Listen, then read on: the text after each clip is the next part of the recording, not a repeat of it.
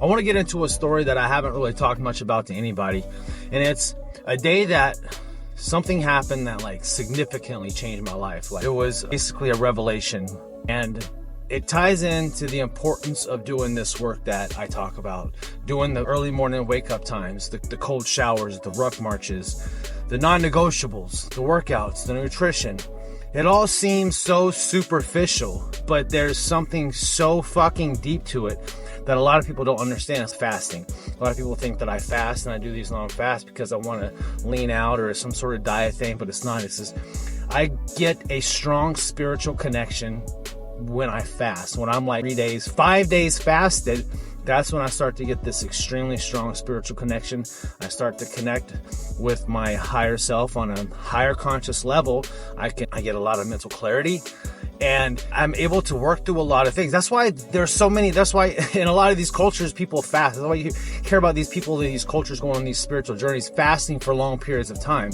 It's not because they don't want to eat it. It's because there's something about the fasting process that connects you to a higher version of yourself that you normally don't connect to.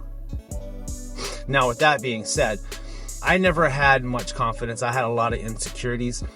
I never realized at the time, but I didn't love myself. Now we talk about self-love, and it's kind of, a lot of men don't like to talk about self-love. But my version of self-love is that early morning wake up time. My version of self-love is creating all these uncomfortable situations, all this discomfort, and just smashing it, creating these hard workouts, these long fasts, nutrition, the cold showers, the early morning walks, all this shit. Doing all this is a form of self-love. Now, the one night that I relapsed, I was 6 or 7 years sober. I never kept track. I know I got sober in May of 2014, and I don't even know what date it was. I woke up one morning and I just stopped, and I didn't touch anything except for this one night that I relapsed, and I was going through a divorce. I've been married for 20 years, and we were going through a divorce. It was a good divorce. I mean, we weren't mad at each other. We weren't being mean. It wasn't anything vicious. Still remained friends. I lived in the house with her still until the divorce was finalized. We could figure out what we're going to do with the house. Still lived there. We still remained friends. And agreed that we weren't going to date or do anything until we were out of the house. So I was out of the house, so everything was done. Well, right after that, a couple nights after that, came up and said, hey, I'm going on a date. And I was like, and my first reaction was like, good, I'm happy for you. I want you to find happiness. I want you to find somebody. I'm very happy for you. Go, good. That night came, and something started turning in me. That negative self-talk, I call it the little bitch voice now, because that's now all it is. Before, that voice used to run my life. That negative little bitch voice, that used to run my life. And all I knew at that time was I was hurting, and I wanted to be self-destructive. I didn't know why I was hurting. I just knew I was hurting, and I wanted to be as destructive as possible. I didn't want to drink. I didn't want to lose my sobriety. I didn't even feel like being not sober. I didn't even feel like it. But I grabbed a bottle, and I just started chugging it like I used to. And within about 45 minutes, I was back to that place where I used to get to.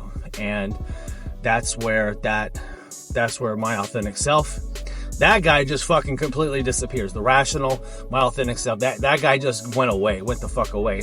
And that little bitch voice is all that's left. And I wanted to just destroy everything. I took all of our old photos. I tore them up. I took her folder of all the writings I wrote her, all the drawings I drew, everything I did for her the whole time I was locked up. And I ripped every bit of it up. And I came to the next day, I blacked out. I didn't really remember doing it. And she saw that I did it, and I felt terrible. I felt absolutely terrible. And I said, never again will I ever, under no circumstances will I ever touch a substance for any fucking reason. Fast forward to about a year ago. I had started on my spiritual journey. I'd already had my plant medicine journey that kind of started that whole spiritual journey, where I had the out-of-body experience, and I knew that there was something I was supposed to do. I knew there was purpose. I didn't know what it was, but I knew that I needed to start working on myself and start my spiritual journey, so I did. One day, I was listening to Wes Watson. I was heavily influenced by Wes Watson during this whole time. I would listen to him all day long. I felt like I had found somebody that was like a physical person, a physical manifestation of my inner dialogue, my self-talk, how I am. And it was nice to have that, and to see somebody that that thought a lot like me, that was a lot like me, but farther along in their self-development journey than what I was. So I was able to have a mentor. And I was driving, I was at work, and I was thinking about that night, which I did a lot. And I was like, listening to the West Watts, I was like, you know what? I wish I had somebody in my life at that time like that. Somebody that could have came in, saw me drinking, saw what I was doing, and could have stopped me. And I proceeded to go through and project myself into that situation with that person. Like, I do this, I actually, like, in my head, I project myself into that situation, and I actually think about it, and I go to that place. I started having the conversation with that person. I was tearing the house up, tearing everything up.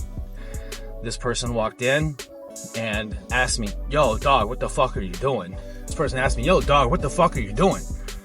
You just ruined your sobriety, you're tearing shit up, what the fuck's going on? And this is no fucking lie, this is exactly how this happened in my head. And this is when I knew that I had tapped into something at that moment. I was like, this is a vision, this is in my head. I was like crying and saying, why wasn't I enough? Why didn't she love me? What was wrong with me? What's wrong with me? Why wasn't I enough? Why couldn't she love me? Why couldn't I be enough? And all of a sudden, and in Russ Watson's voice, in the way he talks, came through what I believe, he came through the collective conscious and actually spoke to me in that moment and said, oh, you were always enough for her, but you were never enough for yourself. And I was like you can see, that was life-changing.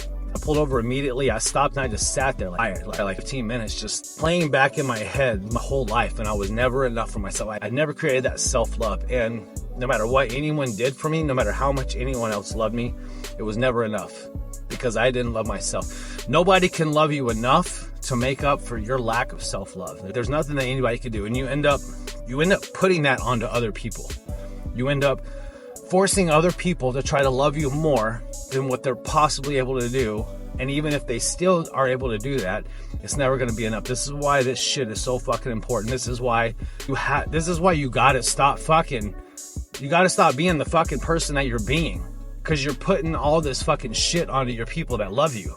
You got to start creating that self-worth, that self-love. And the only way to do that is to put that fucking work in that you don't want to do, the work that I didn't want to do, the fucking work that I still don't want to do. That I don't want to fucking wake up. Yesterday morning and this morning were fucking fuck. I didn't want to get up. I didn't want to get in the cold shower. It's cold as fuck. I didn't want to go on my Ruck March, but I know the person that I am when I don't fucking do it. That's why these messages, wherever you hear the message from, wherever it comes from, listen to it. Your family, your people, your wife, your spouse, your kids, they deserve a better version of you than what you're giving. My family deserved a better version of me than what I was giving them at that time. They deserve this version that I have now. My wife now, she gets this good version of me. My kids, my son gets this good version of me. My daughter didn't get that good version of me, but my son does. And there's not a fucking day that goes by where I don't think about all of them and everything that I do. And that's why I refuse to fucking sleep in. I refuse to not hit my non-negotiables. I refuse to not give them the life that I want to give them.